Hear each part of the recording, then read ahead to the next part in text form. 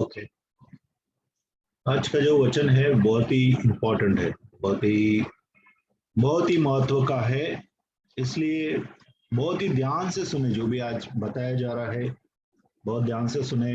मेरे लिए भी महत्व का है। ठीक है, आज हम लोग जो है परमेश्वर ने हमें आत्मिक लड़ाई के लिए कौन से हथियार दिए हैं उसके बारे में बात करेंगे। ठीक है, आइए प्रार्थना करते हैं। पिता परमेश्वर, हम लोग जो आगे आगे सीखने वाले, क्योंकि प्रभु आपने हमें एक युद्ध में जन्म दिया है। प्रभु, हम जब तक आपका राज्य पूरी तरह से इस दुनिया में स्थिर नहीं होता है तब तक हम युद्ध में हैं।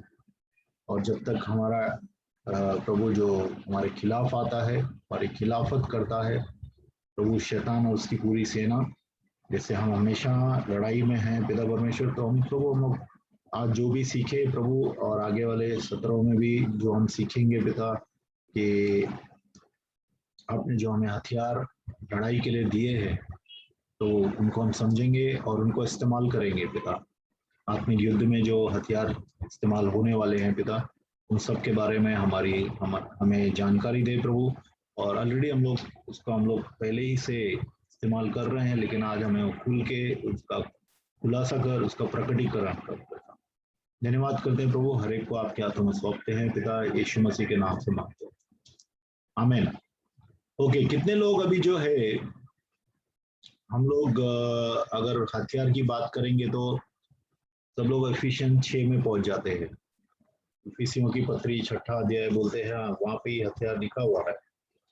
ठीक है, लेकिन सिर्फ इफिशियन 6 में लिखा है ऐसा नहीं है। बहुत से हथियार परमेश्वर के हैं।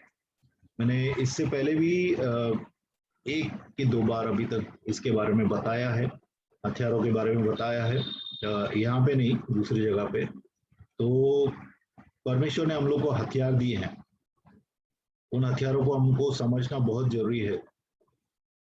बहुत ही मुश्किल बात होगी अगर आप दिन रात आप अगर मार खा रहे हैं दुष्ट की, और आपको दुष्ट के सामने कैसा लड़ाई करना है वो सिखाया ना जाए, तो हमेशा लड़ते रहे, मार मार खाते रहे।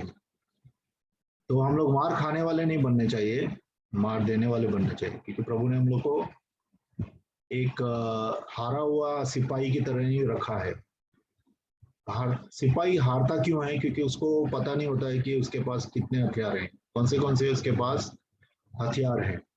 तो आज हम लोग जो ये कोई भौतिक लड़ाई के लिए हथियार नहीं है, ये आत्मिक लड़ाई के लिए हथियार हैं। और हम सब देखिए, आज जो भी आप प्रार्थनाओं की रिक्वेस्ट होती है, जो भी बीमारी है, दुष्टात्मा है, क्लेश है, घर के अंदर क्लेश है, सताव है, ये सब लड़ाई के अलग अलग बैटल फील्ड है। मतलब लड़ाई की जो अलग अलग रणभूमियां हैं। ठीक है, तो इन रणभूमियों में परमेश्वर ने हम लोग को कौन से हथियार दिए हैं, वो हम लोग को जानना बहुत जरूरी है। बराबर है कि नहीं? तो सब लोग तैयार है? कितने लोग नए होंगे? आप सोचेंगे कि क्या है, लेकिन आपको आगे चल के मालूम पड़ेगा कितने लोग नए। देखिए, नया पुराना का बात नहीं होता है प्रभु में, नया पुराने का बात नहीं होता है। क्योंकि अगर आप देखेंगे 3.5 साल की ट्रेनिंग के बाद सब प्रेरित जो है प्रभु के मर के जी उठने के बाद हर जगह प्रचार करने लगे, लड़ाइयाँ करने लगे। लड़ाई मतलब आत्मिक युद्ध करने लगे। बहुत से लोगों को छुटकारे में लेके आए, चंगाई में लेके आए, चिन्ह चमत्कार होने लगे, सताव को झेला, बहुत सी चीजें की परमेश्वर में रह के। तो उम्र और समय की बात नहीं होती है। परमेश्वर के अंदर जो कितने लोग बहुत साल रहने के बाद भी वहीं पे रहते हैं, आगे नहीं बढ़ते हैं, आत्मिक युद्ध पता ही नहीं है। कितने लोगों को ये विश्वास नहीं करते कि दुष्टात्मा हमला करती है। कितने लोगों को ये पता नहीं है कि मसीह के ऊपर भी, मसीह लोगों के ऊपर भी, विश्वासियों के ऊपर भी दुष्टात्मा अटैक करती है, दुष्टात्मा के साथ ग्रसित होते हैं कितने ही मसीह, कितने ही विश्वासी लोग। ठीक है, तो आज हम लोग पहला पहला जो सबसे पहला जो हमारा हथियार है वह है यीशु मसीह का नाम। यीशु मसीह का नाम हमें लड़ाई के लिए दिया गया। कैसे समझें? देखिए, इतनी बॉम्बे में जगह हैं, उधर आप जाएंगे ना, वो भाई का नाम लेंगे ना, जो ये भाई का आदमी हूं मैं, तो आप कोई आपको कुछ टच नहीं करेगा। सही है कि नहीं? सही है। बहुत सी जगहों में आप जाइए, आप बोलिए मैं ये भाई, जो वहाँ का दादा है उसका नाम लेते हैं, तो दादा का नाम से लोग डरते हैं आपसे। वैसे ही यीशु मसीह का नाम जो है, वह शैतान के लिए, पूरी दुनिया शैतान के कब्जे में है, बराबर, उसकी दुष्ट आत्माओं के कब्जे में है। वहां पे यीशु नाम जो है सबके ऊपर भारी पड़ता है। वचन से देख, ठीक है, वचन से देख। 1 कुरिन्थी की पत्री 5वां अध्याय 4था वचन देखिए।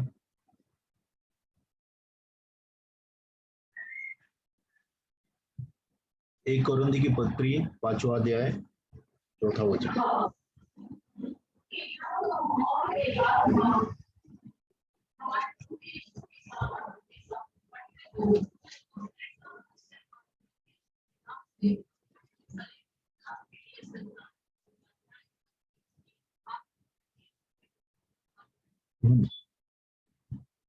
सिर्फ बताने के लिए कि यीशु मसीह के नाम से सब कुछ होता है। परमेश्वर के राज्य में यीशु मसीह के नाम से सब कुछ होता है। इतना था उस समय में।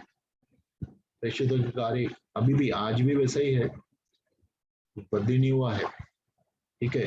प्रेरितों के कार्य में यीशु मसीह के नाम से प्रचार होता था। यीशु मसीह के नाम से सुसमाचार देते थे।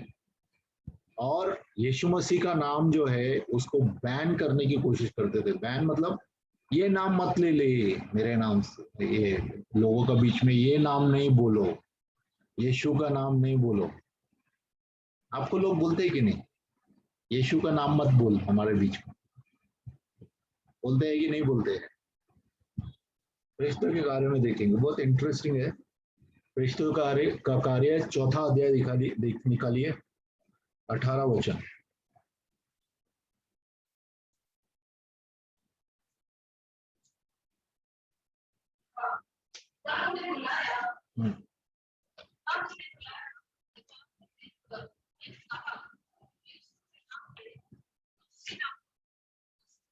हाँ, यीशु के नाम से कुछ भी बोलना मत और ना सिखाना।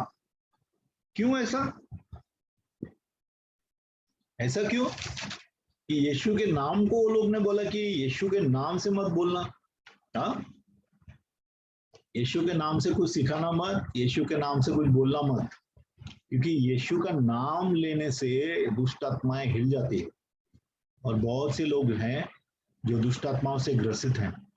जब आप यीशु का नाम लेते हैं तो वो बैक आउट होते हैं, पीछे हट जाते हैं।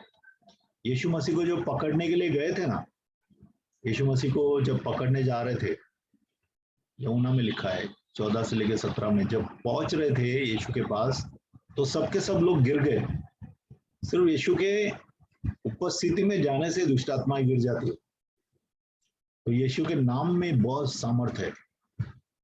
4:30 देखिए, 4, एक ही बार नहीं लिखा है, एक ही बार नहीं लिखा है। प्रेषितों के कार्य 4:30 देखिए। हाँ,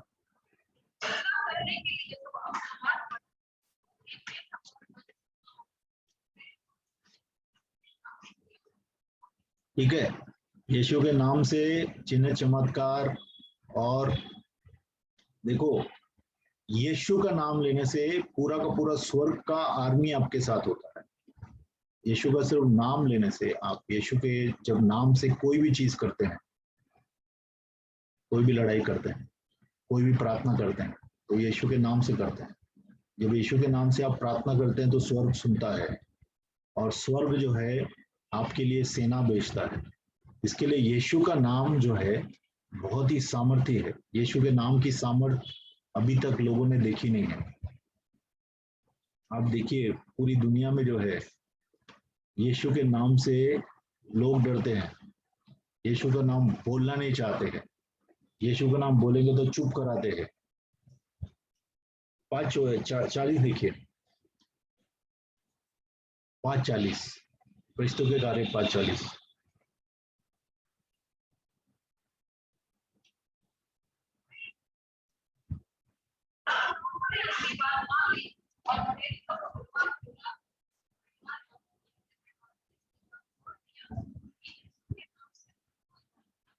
हाँ, यीशु के नाम से कोई बात न करना, मतलब दुनिया जो है, शैतान की पूरी आर्मी यीशु के नाम को पहचानती है। तो यीशु का नाम आपका पहला हथियार है। सबसे पहला हथियार, आत्मिक हथियार है हमारा प्रभु यीशु का नाम। क्योंकि प्रभु यीशु के नाम से शैतान कांपता है, दुष्ट आत्माएं भागती है, बीमारियां ठीक होती है, पागलपन ठीक होता है, कलेश ठीक होते हैं घर में। ठीक है, सिर्फ यीशु के नाम से। कितने लोग नए लोग आते हैं ना, वो सिर्फ बोलते हैं, कुछ नहीं बोलते ज्यादा। वो सिर्फ इतना बोलते हैं, नए लोगों को इतना मालूम है कि मैं यीशु के नाम से कुछ भी बोलूंगा, कोई भी बीमारी के लिए बोलूंगा जाने के लिए, दुष्ट आत्मा जाने के लिए, मेरी परिस्थितियां ठीक होने के लिए यीशु नाम से ठीक होगी। तो यीशु नाम सामर्थी नाम है, यीशु नाम सर्व सामर्थी नाम है। इसलिए यीशु के नाम का जो, यीशु का नाम जो है वो हमारा सबसे बड़ा पहला हथियार है। दूसरा, एक बार हम लोग दूसरे हथियार में जाने के पहले अपन देखेंगे 2 कोरिन्थियन 10 4 और 5। 2 कोरिन्थियों की पत्री 10वां अध्याय 4 और 5 देखिए।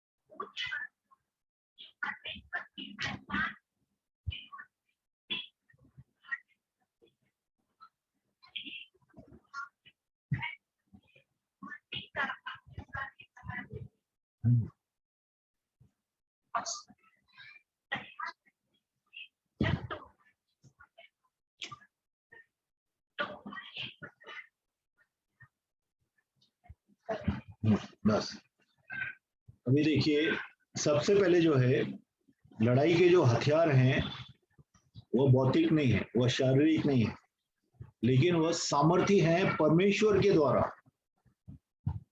ठीक है, हथियार जो है सामर्थी कब होता है, जब परमेश्वर के अंदर इस्तेमाल किया जाता है। जैसे कि ना बोलने का हथियार है। आपको मालूम है ना बोलना एक हथियार है? कितने लोगों को मालूम है ना बोलना हथियार है? कितना बार बहुत सी चीजें आपको कराई जाती है, आप नए विश्वासी होते हैं तो बहुत से लोग आपको ऐसी चीजें करने के लिए बोलते हैं जो अगर आप विश्वास में नहीं रहते थे तो आप शायद बिना किसी हिचक के करते थे। लेकिन एक बार आप ना बोलना जब भी सीखते हैं परमेश्वर में, कुछ बातों को ना बोलना, मैं बताता नहीं हूँ कौन सी, आप कुछ सोचिए। कुछ बातों के लिए जब आप ना बोलना सीखते हैं तो ना बोलना आपका हथियार रहता है। अभी यहाँ पे जो है, परमेश्वर के द्वारा हम लोग ना बोल सकते। बहुत सी चीजें हैं, टेलीविजन देखना है, गपशप करनी है, झूठ बोलना है, रिश्वत देना है। अगर आप ना बोलना सीखते हैं इसमें, तो ना बोलना आपका हथियार हो जाता है। कैसे? आप बहुत सी चीजों के जो गढ़ है आपके जीवन में, उसको ढा सकते हैं। बहुत सी चीजों ने आपको पकड़ के रखा है। आपका दिमाग जो है ना, आपका दिमाग आपके काबू में नहीं है। आपका दिमाग में कोई भी चीजें भटकती है, कोई भी चीजें आती है। अगर ना बोलना आप सीखते हैं तो आपका अधिकार आ जाएगा आपके सर के ऊपर, आपके विचार आपके काबू में आ जाएंगे जब आप ना बोलना सीखेंगे। और ना बोलना पवित्र आत्मा की ताकत से होता है, ना बोलना अपनी ताकत से नहीं होता है। इसके लिए यहाँ पे क्या बोलते हैं, एक बार फिर से पढ़िए सिस्टर। 2 कोरिन्थ 10 4 और 5, 4 और 5।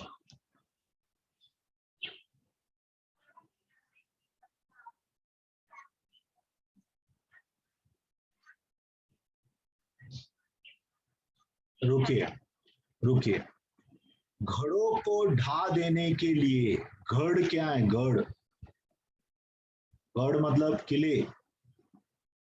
किले, किले में कौन रहता है? किले में राजा रहता है। जैसा वैसा ही आपके जीवन के अंदर, आपके विचारों के अंदर कुछ किले बने हुए हैं शैतान के। शैतान के किले बने हुए हैं, और वो शैतान के किलों को तोड़ना आपको है परमेश्वर की ताकत से। शैतान के किले आपके जीवन में जो बने हुए हैं, जो गढ़ बने हुए हैं, ठीक है ना, जो गढ़ बने हुए हैं, वो घड़ों को तोड़ना जो है आपको है, क्योंकि आपको प्रभु ने ताकत दिया है उन घड़ों को तोड़ने के लिए। देखो, हर एक इंसान अपने विचारों के द्वारा बनाया गया है, बराबर। आज जो भी है इंसान अपने विचारों के द्वारा बनाया गया है। किसी का आवाज आ रहा है जो बंद बंद कर देंगे, ठीक है। आपको जो विचार आ रहे हैं वो आपके गढ़ हैं, आपके किले हैं, ठीक है। उस किले को आप कभी ढाते नहीं है, लेकिन प्रभु बोल रहे हैं कि तुम्हारे विचारों के जो किले हैं जिसमें शैतान आके बैठा है। देखिए किला कैसा है, से फॉर एग्जाम्पल एक उदाहरण, मुझे 7 बजे कैसे भी दारू चाहिए, समझो आपके दिमाग में है। जो शराबी है वह सोचता है कि शाम को 7 बजे मुझे दारू चाहिए और मुझे मतवाला बनना है, मुझे नशा करना है, मुझे चौकन्ना नहीं रहना है, मैं नशे में धुत होना चाहता हूँ। अभी वो किला है, शैतान ने वो किला बनाया है, बराबर। उसके अंदर दारू की आत्मा रहती है वो किले के अंदर। अभी उस किले को तोड़ना है, तो आप क्या करते हैं? अभी पढ़ेंगे हम लोग 10 का 5, 1 कोरिन्थियों 10 का 5। हाँ,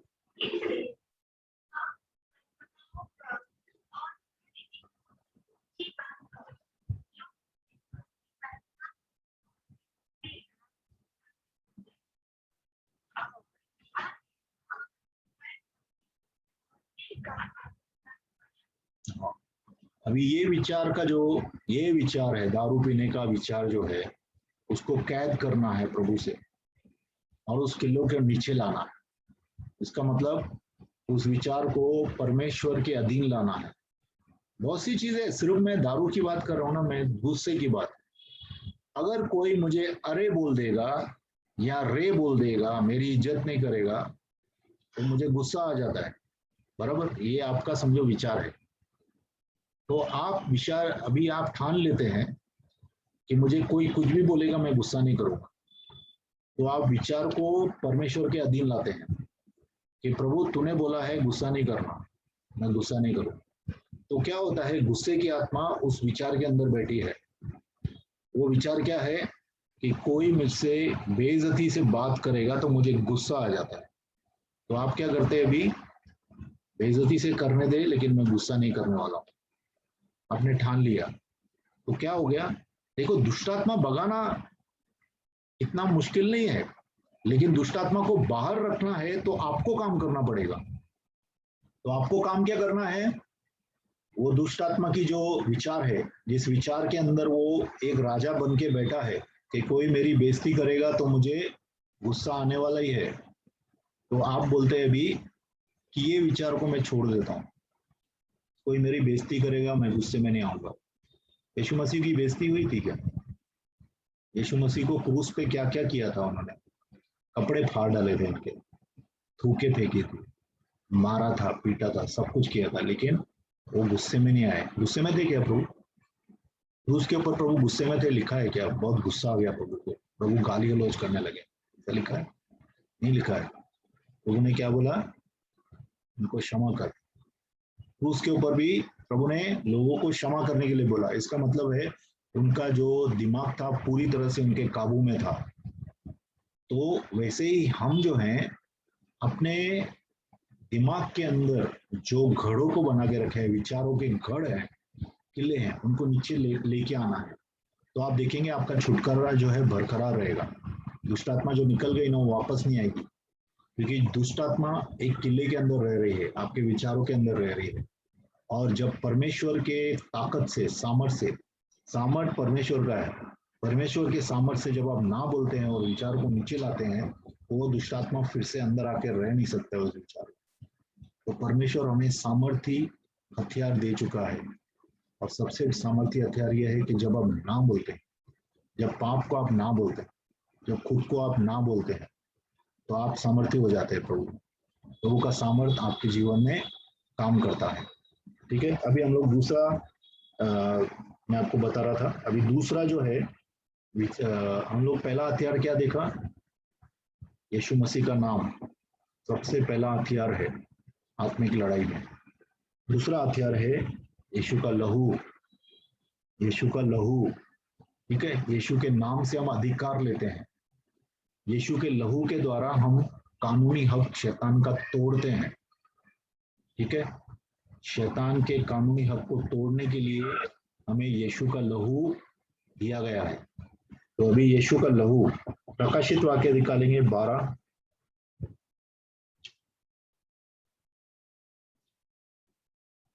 प्रकाशित वाक्य 12 7 से लेके 11।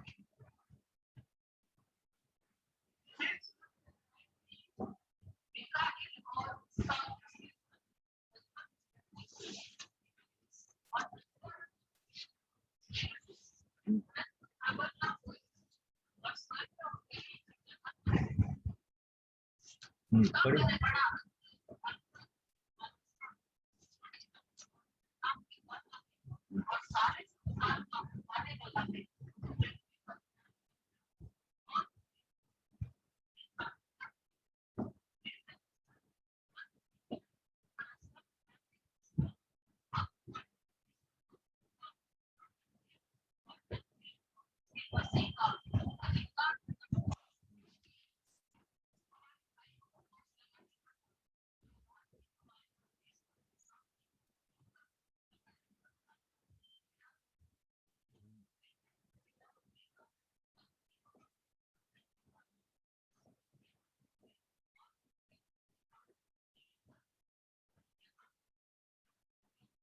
ठीक है, कब हुआ ये? कब हुआ ये? हुआ तब जब यीशु मसीह क्रूस पे हमारे लिए मारे गए। आज तक शैतान जो है हमारे खिलाफ हर एक बात इस्तेमाल करता था, हमारे पापों को पिता परमेश्वर के सामने लाता था। इसलिए वो बहुत बलशाली था। इसलिए परमेश्वर ने अपने ही बेटे को हमारे लिए भेजा, और उसके लहू के द्वारा हमारे पापों की जब क्षमा आई, तो शैतान अभी कैसे इल्जाम लगाएगा, और वो कैसे दोष लगाएगा? क्योंकि दोष लगाने के लिए कुछ चाहिए ना। दोष को मिटाने के लिए यीशु का लहू बहाया गया, ठीक है। हाबेल का लहू जो था, हाबेल का लहू जब गिरा धरती पे, तो हाबेल का लहू पूछ रहा था परमेश्वर से कि मुझे क्यों मारा, मेरे खून का बदला लो। लेकिन यीशु का लहू जब धरती पे गिरा, तो यीशु का लहू बोलने लगा, प्रभु इसको क्षमा कर, सबको क्षमा कर। सबकी क्षमा आई। जब सबकी क्षमा आई तो शैतान कुछ नहीं कर पाता है। जब सब लोगों की क्षमा आती है, मतलब जो जो प्रभु को स्वीकार करते हैं उसको क्षमा मिलती है ना, तो उसके ऊपर शैतान दोष लगा नहीं सकता है। इसके लिए यीशु का लहू कितनी बार आपको दुष्टात्माओं से बचाता है, कितनी बार नहीं, हमेशा बचाता है। जिन लोगों को दुष्टात्माएं तंग करती हैं, जिन लोगों को दुष्टात्माएं भरमाती हैं, जिन लोगों को यहाँ वहाँ दर्द होता है, जिन लोगों को ऐसा लग रहा है कि दुष्टात्मा मेरे सर में दर्द दे रही है, मेरे कंधों में दर्द दे रही है, मुझे बीमारी दे रही है, उस वक्त आप यीशु के लहू को कबूल करें। प्रभु तेरे लहू को मैं कबूल करता हूँ। लहू का गाना गाएं, यीशु के लहू का गाना गाएं, है ना। आप देखिए, यीशु का लहू का गाना गाएंगे आप, तो दुष्टात्माएं भागती है। क्यों भागती है? क्योंकि यीशु के लहू के सामने वो लोग खड़े नहीं रहते हैं। इसके लिए प्रभु का वचन यहाँ पे बताता है कि उन्होंने यीशु के लहू के द्वारा उस दुष्ट के ऊपर जय पाई। 11 पढ़िए, प्रकाशित 12 के 11।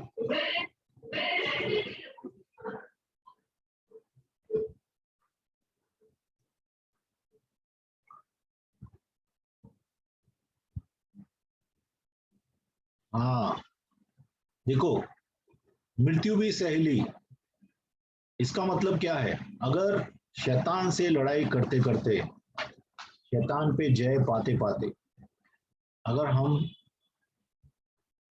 अपने तंबू को छोड़ना पड़ता है, देखो लड़ाई मरना है, मैं नहीं बोलता हूँ, हम लोग मरना भी एक बड़ा सत्य है, ठीक है। तो मरने में क्या होता है? हम लोग मरने में अपने तंबू को छोड़ देते हैं, हमारा निवास स्थान बदली हो जाता है। हम इस शरीर को छोड़ के बाहर चले जाते हैं प्रभु के पास। बराबर। तो कभी कभी लड़ाई करते करते हम लोग अगर अपने प्राणों की भी परवाह नहीं करेंगे, अपनी गवाही, अपनी गवाही क्या है? अपनी गवाही ये है कि मेरे पाप प्रभु ने क्षमा किए हैं। हमारी गवाही ये है कि परमेश्वर मेरा उद्धारक है। हमारी गवाही है, बराबर, हम लोग यही गवाही देते हैं ना। हमारी गवाही के द्वारा और यीशु के लहू के द्वारा हम शैतान के ऊपर जय पाते हैं। कितने लोग जब गवाही नहीं देते हैं, इसके लिए कितना बार उनको दबोचता रहता है शैतान। जब आप गवाही देते हैं, यीशु के लहू को कबूल करते हैं, तो आप देखेंगे कि आपको जय मिलेगी, आप शैतान के ऊपर काबू पाएंगे। कितने लोगों की ये, अभी क्योंकि अपन फिजिकल मीटिंग में नहीं, कितने लोगों की ऐसी गवाही है कि जब आपने यीशु के लहू को कबूला है अपने मुंह से, तो आपका छुटकारा हुआ है, आपको चंगाई मिली है, आपको शांति मिली है। ठीक है, कितना बार आप यीशु के लहू के सिर्फ गाने लगा के रखिए अपने घर पे, तो आप देखेंगे दुष्ट आत्माएं वहां से भाग जाएंगी, क्योंकि यीशु का लहू जो है वह बहुत ही सामर्थ्य हथियार है। यीशु का लहू बहुत ही सामर्थ्य हथियार है। हम लोग ये भी देखेंगे कि यीशु का लहू कैसा कैसा काम करता है, आज नहीं और किसी दिन। ठीक है, तो यीशु का लहू जो है वो हमारा दूसरा हथियार है। यीशु का नाम पहला हथियार है, यीशु का लहू दूसरा हथियार है। यीशु का नाम हम अधिकार के रूप में इस्तेमाल करते हैं, और यीशु का लहू जो है शैतान के कानूनी हक को हमारे ऊपर से तोड़ देता है।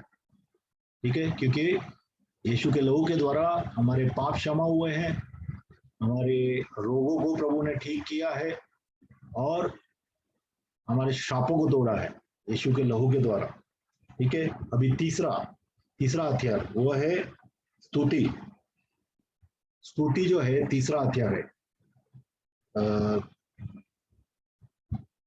जब ये लड़ाई हुई थी, देखिए, जब ये फारोन के हाथ से जब निकल गए थे, पूरे के पूरे लाल समुंदर से क्रॉस करके वो लोग उस पार चले गए, तो जब सब लोग उस पार चले गए और उसके पीछे पीछे फारोन की पूरी सेना आ रही थी, तो वो लोग पार नहीं कर पाए, क्योंकि वो क्या सोच रहे थे, यहूदी लोग जैसे पार करके गए ना, हम लोग भी पार करके जाएंगे, क्योंकि जमीन तो खाली है, समुंदर तो हट गया है, अभी इससे हम लोग भी निकल जाएंगे। लेकिन वो लोग नहीं निकल पाए। क्यों नहीं निकल पाए? क्योंकि जो मूसा के लोग थे, जो प्रभु के लोग थे, वो लोग विश्वास के द्वारा और परमेश्वर की आज्ञाओं में चलने वाले लोग थे, इसके लिए वो जो समुंदर है वो पार करके गए। लेकिन ये लोग सोच रहे थे कि अरे ये तो ऐसा ही रास्ता बन गया है, अभी हम लोग भी निकल जाएंगे इसमें। कितने लोग सोचते हैं कि आखिरी दिन में मैं यीशु को स्वीकार कर लूंगा, हाँ, सिर्फ यीशु का नाम ले लूंगा और मैं पार हो जाऊंगा। लेकिन ऐसा है क्या? ऐसा नहीं है ना। तो वैसे ही एक बार मूसा के लोग जब पार हो जाते हैं और उस तरफ जाते हैं, तो वो लोग स्तुति करते हैं प्रभु। मूसा का आप सब लोग समझते होंगे, भजन संहिता में सिर्फ दाऊद ने लिखा है। भजन संहिता जो है सब दाऊद के ही लिखे हुए गाने हैं, नहीं, मूसा के भी उसमें गाना है, मरियम के का भी गाना, मरियम का मालूम, लेकिन मूसा और मूसा का गाना है, और दूसरे लोगों ने भी काफी गाने लिखे हैं भजन संहिता में। ठीक है, तो मूसा जो है स्तुति करता है। स्तुति बहुत ही खतरनाक हथियार है। स्तुति से कितने ही बड़े बड़े दुष्ट आत्माएं भाग जाती है। कितनी कलीसियाओं में जब स्तुति आराधना चालू होती है, तो लोग झूलना चालू होते हैं। क्यों? क्योंकि दुष्ट आत्माओं को सहन नहीं होता है। परमेश्वर की स्तुति उसके कान के अंदर जो है आग लगाती है। तो कितना बार जब भी दुष्ट आत्मा आपको तंग करती है, आप स्तुति करो, फोन मत घुमाओ। किसी परमेश्वर के दास को है कि वो मैं आपके लिए प्रार्थना करे, मैं नहीं बोल रहा हूँ आप कराओ प्रार्थना, वो नहीं बोल रहा हूँ, लेकिन आप खुद लड़ाई करना सीखो। तो आप जब स्तुति करते हैं ना, स्तुति के गाना गाते हैं, तो दुष्ट आत्माएं आपके अंदर से, आपके इर्द गिर्द से भागती हैं। ठीक है, अगर आप देखेंगे भजन संहिता 8:2 निकालिए।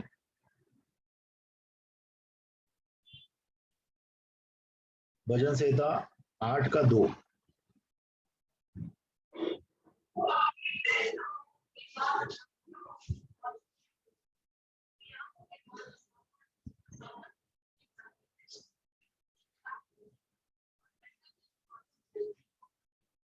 ठीक है, एक बार फिर से पढ़िए।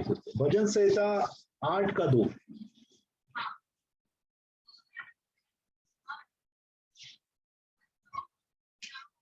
हाँ,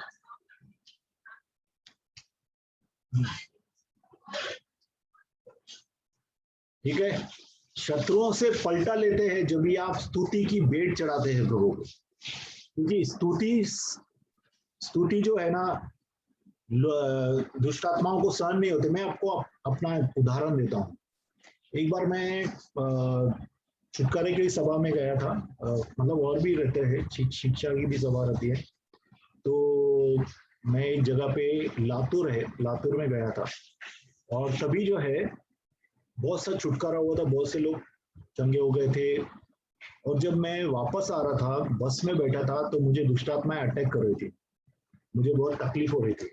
तो तकलीफ हो रही थी, तो प्रभु ने मुझे उस वक्त प्रेरणा किया और बोला, मुंह से जोर जोर से स्तुति कर प्रभु की। और उस वक्त आवाज जो बहुत था बस का, तो किसी को समझ में नहीं आ रहा था बस का आवाज है कि मेरा आवाज है। तो मैंने जोर जोर से प्रभु की वहां पे स्तुति करना चालू किया। हालेलुया, प्रेज द लॉर्ड, प्रभु धन्यवाद धन्यवाद, थैंक यू जीसस, ऐसा बोलते ना। जब भी बोल रहा था, और शैतान की आत्माएं उस वक्त मुझे छोड़ के निकल गई। तो स्तुति जो है बहुत ही परमेश्वर का खतरनाक हथियार है। आप इस्तेमाल करके देखिए। आपको जब जब दुष्ट आत्माएं तंग कर रही है, तो आप खेदित होके, दुखी होके मत रहिए, स्तुति करिए, उसको आवाज के साथ स्तुति करिए, और आप देखेंगे आपकी परिस्थिति बदल जाएगी, आपके अंदर से दुष्ट आत्माएं भाग जाएंगी। एक बार, बहुत सालों की बात है, तभी मैं छुटकारे की सेवा में नहीं था। छुटकारे की मुझे पता भी नहीं था वो अच्छी तरह से। तो बहुत सी दुष्ट आत्माएं मुझे तंग करती थी उन दिनों में। तो मैंने एक दिन क्या किया कि एक भजन का जो किताब है वो ले ली, भजन की किताब ले ली, और मैंने भजन गाना चालू कर दिया, एक के बाद एक के बाद एक के बाद एक, ऐसा भजन गाना चालू कर दिया। और मेरे अंदर से दुष्ट आत्माएं जाने लगी बाहर। और जब तक कि मैंने आधा, मतलब जैसा पूरा कर रहा था, पूरी की पूरी आत्माएं, दुष्ट आत्माएं निकल गई, और मुझे पवित्र आत्मा से प्रभु ने भर दिया, और मुझे शांति मिल गई, दुष्ट आत्माएं भाग गई। तो मैं अपने एक्सपीरियंस से भी बताता हूँ, और मुझे पक्का विश्वास है हमारे बीच में जितने भी लोग संतगण बैठे हैं, कितने ही लोगों को छुटकारा मिला है स्तुति करने से। परमेश्वर की स्तुति करना एक खतरनाक हथियार है, आत्मिक हथियार है, जिससे हम शैतान के ऊपर जय पाते हैं। ठीक है। उसके बाद फिर आराधना है। आराधना जो है वो भी स्तुति के जैसे ही है। ठीक है। आप स्तुति करने के बाद आराधना, देखिए, जब आप आराधना करते हैं, जब स्तुति करते हैं, उसके बाद आराधना करते हैं, तो किस तरह से, जो आप जहाँ पे भी है, जहाँ पे भी आपकी कलीसिया लगती है, कोई भी जगह हो, वहां पे परमेश्वर की उपस्थिति आ जाती है, आपको शांति महसूस होने लगती है, क्योंकि दुष्ट आत्माएं भाग जाती है। जहाँ पे दुष्ट आत्माएं भाग जाती है, वहां पे एक्चुअली उल्टा है, परमेश्वर की उपस्थिति आती है तो दुष्ट आत्माएं भाग जाती है। देखो, शैतान आज स्वर्ग में नहीं रह पाएगा, इसके लिए नहीं कि वो वहां पे रहना चाहता है, वो रहना भी नहीं चाहता है, क्योंकि परमेश्वर की जो उपस्थिति है उससे उसको सताव होता है, उसको तकलीफ होती है, वो वहां पे रह नहीं सकता है जहां पे परमेश्वर की उपस्थिति होती है। तो परमेश्वर की उपस्थिति कैसे आती है? आराधना करने से, स्तुति करने से। तो स्तुति और आराधना परमेश्वर के आत्मिक हथियार दिए गए हमारे लिए, इनको हमको इस्तेमाल करना है। ठीक है। उसके बाद में धन्यवाद जो है, धन्यवाद भी एक हथियार है। बहुत से लोग कुड़कुड़ाते हैं, मैं भी कितना बार, मैं आपको सच बोलूं, कितना बार हम लोग कुड़कुड़ाते हैं अपने दिल से। हम लोग बोलते हैं, प्रभु ये क्या हो रहा है, ये क्यों हो रहा है, ऐसा क्यों हो रहा है मेरे साथ, ये क्यों मुझे ऐसा बात कर रहा है, मेरा सब कुछ उल्टा क्यों हो रहा है ना। कितने लोग आप सोचते हैं कि नहीं, सोचते हैं ना ऐसा, ये क्यों हो रहा है। तो ये कुड़कुड़ाना है ना, कितना बार आपके कान में आवाजें आती है शैतान की, कितना बार आप कुड़कुड़ाते हैं, कितना बार शैतान की कुड़कुड़ाहट की आत्मा आपके कान में बोलती रहती है, तो आप सोचते हैं कि आप कुड़कुड़ा रहे हैं। तो जब आप धन्यवाद देते हैं, मुख से धन्यवाद देते हैं, हर एक परिस्थिति में आप धन्यवाद देते हैं, तो क्या होता है, आपकी परिस्थितियां बदली होती है। कैसे? धन्यवाद करने से परमेश्वर का सामर्थ्य आपके जीवन में आता है। जब परमेश्वर का सामर्थ्य आपके जीवन में आता है तो बहुत सी चीजें सीधी होनी चालू हो जाती है, बहुत सी चीजें सीधी होनी चालू हो जाती है। ठीक है, अगर आप चाहते हैं आपकी जीवन में चीजें सीधी हो तो धन्यवाद करना सीखें। हर एक बात में धन्यवाद करें, कोई भी बात होने दो उसमें धन्यवाद करें। देखिए वचन में भी लिखा है, मेरे ख्याल से 1 थेसलोनिकी की पत्री आखिरी अध्याय देखिए सिस्टर।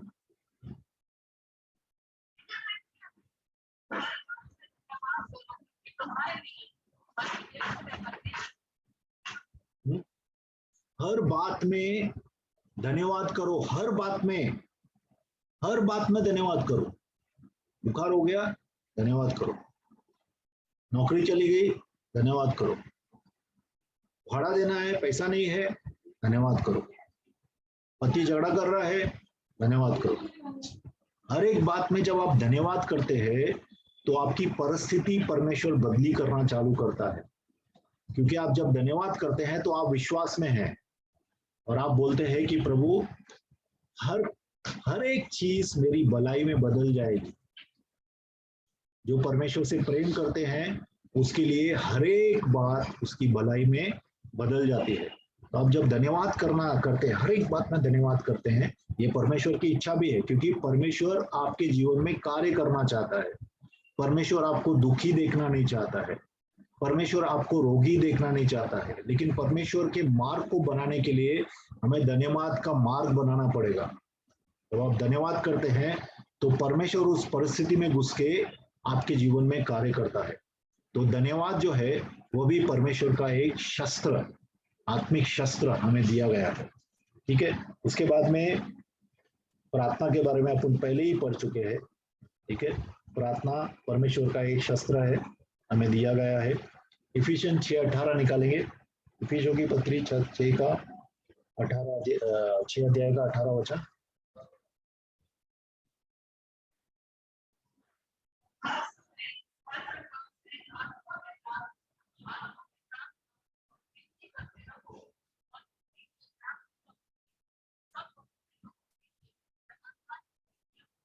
ठीक है, प्रार्थना के बारे में अपन पहले सीख चुके हैं। हर एक किस्म की प्रार्थना करते रहो। प्रार्थनाएं बहुत ही किस्म की होती है। कभी कभी धन्यवादी, ये भी जो हम लोग बोल रहे थे, धन्यवाद भी एक प्रार्थना है, गाना भी एक प्रार्थना है, स्तुति भी एक प्रार्थना है। ठीक है, आराधना भी एक प्रार्थना है। तो हम जब प्रार्थनाएं करते हैं, प्रार्थना जो है वह मिसाइल से भी खतरनाक है। मिसाइल रहती है ना, मिसाइल से एक देश दूसरे देश पे हमला करता है। जब आप प्रार्थना करते हैं तो आपका जो प्रार्थना है स्वर्ग में जाता है, और वहां से जो है, जो चीज के लिए आप प्रार्थना कर रहे हैं उसमें परमेश्वर का पावर जो है काम करना चालू करता है। प्रार्थना इतना सामर्थ्य है, और खास करके अन्य भाषा में प्रार्थना करें। जब आप थक गए हैं, जब आप बीमार हैं, जब आप दुखी है, जब आपको नकारात्मक विचार आ रहे हैं, जब आप निराश हो गए, अन्य भाषा में प्रार्थना करते रहे करते रहे करते रहे। अंदर से देखेंगे आपको प्रभु ताजगी देगा। जो भी शैतान की आत्माएं आपको दबा रही है ना, वो जब अन्य भाषा में आप प्रार्थना करते हैं उनका हाथ हिलते हैं, पकड़ ढीली हो जाती है। नहीं तो ये आत्मिक है, आत्माएं हैं। आत्माएं हजारों साल तक एक आदमी को पकड़ के रख सकती है और छोड़ती नहीं। लेकिन परमेश्वर के सब, जब भी आप स्तुति करते हैं, परमेश्वर को प्रार्थना करते हैं, जब आराधना करते हैं, तो क्या रहता है, शैतान की पकड़ आपके अंदर से ढीली होना चालू हो जाती है। ठीक है, ढीली होना चाहिए। देखो कितने सालों की बीमारियां हैं लोगों के अंदर, कितने ही सालों से कितने लोगों के अंदर बीमारियां हैं, कितने सालों से दुष्ट आत्मा उनको ग्रसित करके रखा। कितने लोगों को शैतान की आत्माएं बराबर देखने नहीं देती है। अंधा बना है, गूंगा बना है, बहरा बना है, लंगड़ा बनाया, पोलियो बना दिया है, छोटा बड़ा पाँव छोटा बड़ा कर दिया है। ये सब चीजें परमेश्वर की ताकत ठीक करती है। 10-10, 20-20, 30-30 साल की बीमारियां परमेश्वर की ताकत ठीक करती है, प्रार्थना के द्वारा, स्तुति के द्वारा, आराधना के द्वारा, धन्यवादी हृदय के द्वारा। ठीक है, तो ये परमेश्वर के हथियार हमें मिले हुए हैं और बहुत फर्क पड़ता है। मैं आपको बोलता हूँ, करके देखिए आप, ये हथियार आप अपना के देखिए आपके जीवन, बहुत फर्क पड़ेगा। ठीक है, हम लोग कल फिर दूसरे एक इफिशिएंट 6 वाले हथियार देखेंगे, उसके बाद में और भी हथियार है वो भी देखेंगे, और थोड़ा आपको सरप्राइज भी होगा, आपको थोड़ा अचंभा भी लगेगा कि अरे ये भी हथियार है क्या, ऐसे हथियार हैं। ठीक है, हम लोग ने देखा है, इस्तेमाल करके देखा, छुटकारे की सेवा में हम लोग ने इस्तेमाल करके देखा है, और ये हथियार कार्यरत होते हैं, कारगर हैं, और सच में इसका फल आता है। ठीक है, तो यहाँ पे हम लोग रोकते हैं आज, और फिर कल यहाँ से ही चालू करेंगे। ठीक है, आइए प्रार्थना करते हैं। रबा चंद्र बाबा रुक लहूरी भी चंद्र बाबा शनमंद्र पुत्री रुक लहूर बाबा नमंद्र। पिता परमेश्वर, तूने जब हमें बुलाया प्रभु, तो प्रभु तूने इवन पौलुस भी कहता है कि हमें बहुत तकलीफों के द्वारा हम स्वर्ग के राज्य में प्रवेश करेंगे पिता परमेश्वर। और प्रभु तूने बताया है कि हमारा जो लड़ाई है वो मांस और लहू से नहीं है, वो लोगों से नहीं है, लेकिन हमारा अधिपति और संसार के हाकिमों से, अंधकार के आत्मिक सेनाओं से हमारा प्रभु लड़ाई है। इसके लिए प्रभु हम लोग प्रार्थना करते हैं प्रभु कि जो जो हमें सिखाया जा रहा है, इवन मुझे भी प्रभु और नया रेवलेशन हम लोग सब लोग को दे पिता परमेश्वर। और प्रभु हमें सिखा प्रभु तेरे प्रभु वचन में कौन से और हथियार है और किस तरह से उसे इस्तेमाल करें पिता। और हमें प्रभु पवित्र आत्मा से सेंसिटिव कर प्रभु, पवित्र आत्मा की तरफ हम संवेदनशील हो जाएं, ताकि बहुत सी नई बातें जो परमेश्वर के राज्य में है हम सीख सके पिता। धन्यवाद करते प्रभु, सब लोगों को आपके हाथ में सौंपते हैं यीशु मसीह के नाम से।